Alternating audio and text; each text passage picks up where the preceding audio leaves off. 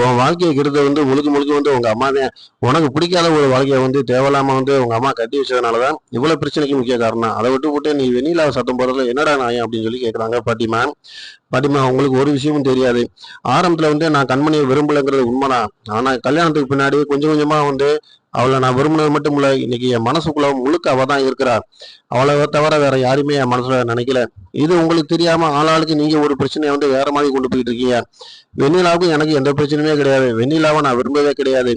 எப்ப நான் கண்மணியை கல்யாணம் பண்ணினா அப்ப எல்லாமே முடிஞ்சு போச்சு அப்படின்ற மாதிரி சொல்றாப்ல. அதுக்கு அவங்க சொல்றாங்க என்னடா அப்படி சொல்லிக்கிட்டு இருக்க, இந்த விஷயம் எனக்கு எதுவுமே தெரியாதாடா.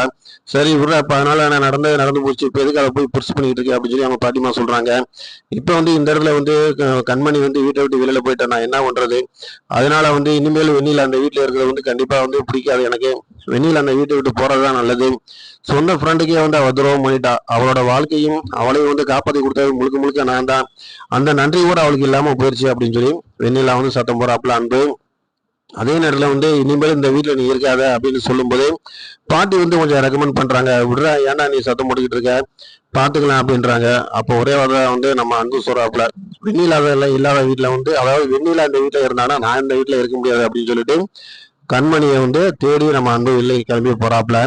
அதே நேரத்துல பாத்தீங்கன்னா கண்மணி அவங்க வீட்டுல போய் என்னோட வாழ்க்கை எல்லாமே முழுக்க முழுக்க தொலைஞ்சு போயிடுச்சு அப்படின்னு சொல்லும் போது எல்லாருமே பதறி போய் என்னமாச்சு, உன் மாமியார் எதுவும் சொல்லிட்டாங்களா, இல்ல உன் நாத்தனார் எதுவும் உன்ட்ட பழையபடி பிரச்சனை பண்ணாங்களான்னு சொல்லி கேட்க ஆரம்பிக்கிறாங்க. அதெல்லாம் எதுவுமே இல்லை அப்படிங்கும்போது, உன் வீட்டுக்காரர் எங்கம்மா போயிட்டாரு, அவர் இல்லாம நீ ஏமா நான் இந்த நைட்ல வந்திருக்கிறேன் அப்படின்னு சொல்லும்போது, என் வீட்டுக்காரர் வீட்டுல தான் இருந்தாரு, நான் அங்க அவர் இருக்கும்போதே இந்த வீட்டை விட்டு நான் வெளியில அப்படின்னு சொல்லும்போது எல்லாருமே என்ன ஆச்சு உனக்கு, ஏன் இந்த மாதிரி பண்ற, வா நான் கொண்டு போய் அவர்கிட்டயே அவங்க வீட்டுல விட்டுட்டு வரேன் அப்படின்னு சொல்லி அவங்க சொல்றாங்க. என்னை அவங்க வீட்டுல நீங்க விடுறதா இருந்தா என்னை நீங்க உயிரோடய பார்க்க முடியாது. நானே நிம்மதிக்காக உங்க வீட்டுக்கு தேடி வந்தா என்னை இந்த வீட்டுல இருந்து